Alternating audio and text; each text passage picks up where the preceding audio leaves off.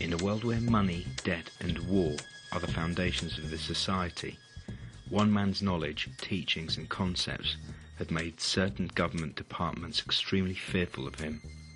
Our guest Winston Shrout has been developing his knowledge of commerce for many years. Those who are able to achieve this high level of knowledge are very few. Once you begin to research, you actually realise this is modern day alchemy.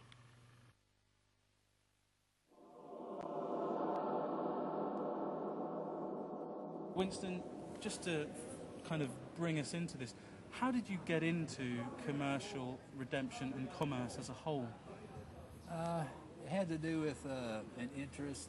Believe it or not, my interest was actually in scripture and theology. Right. And I had been a student of that for all of my life.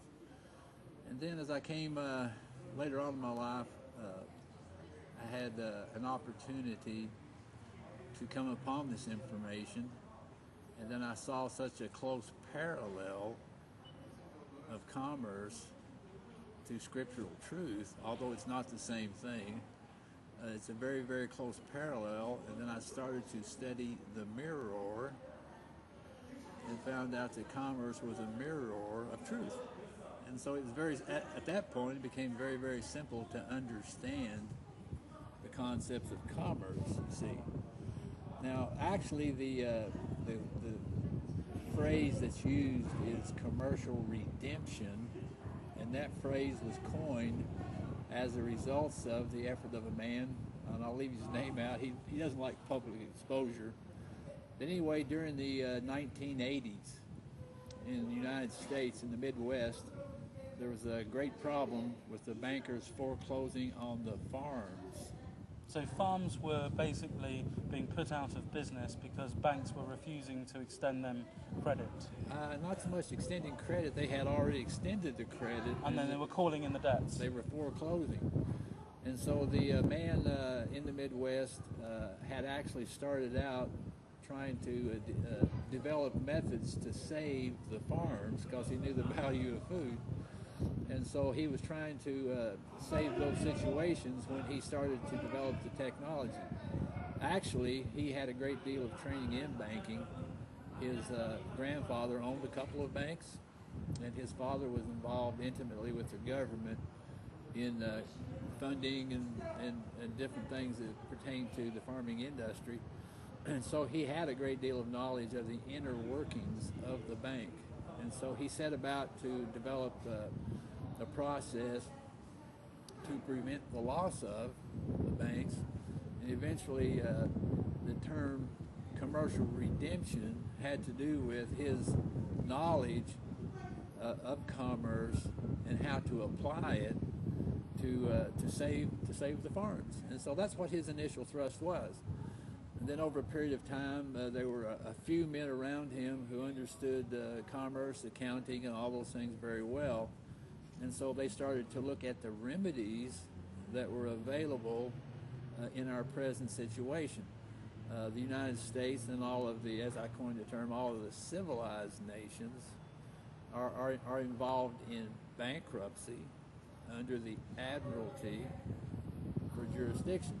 And so he started to look closely at that and look at the remedies that would be possible to prevent the banks from foreclosing the farms. So that's how it all started. So we have an initial problem of foreclosure and a commercial remedy to prevent the foreclosure. That was the thrust of it. If you look closely at the word foreclosure, yes, that means that the contract was already closed. And so what we're really looking at is what would be a better term, breach of contract or breach of mortgage. You understand what's happening when they say foreclosure? That's an illusion. The thing was already foreclosed. It was closed the moment that the note was tendered. And so what's happening is that the banks were actually trying to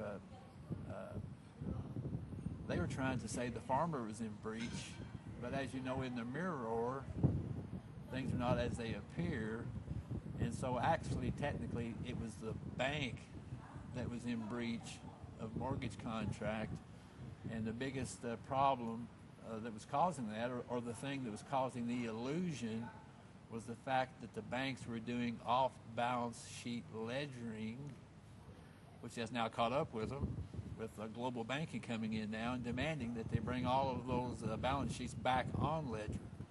You understand that in the accounting that we do under bankruptcy, it's all double entry bookkeeping, and we have an account payable side and we have an account receivable side.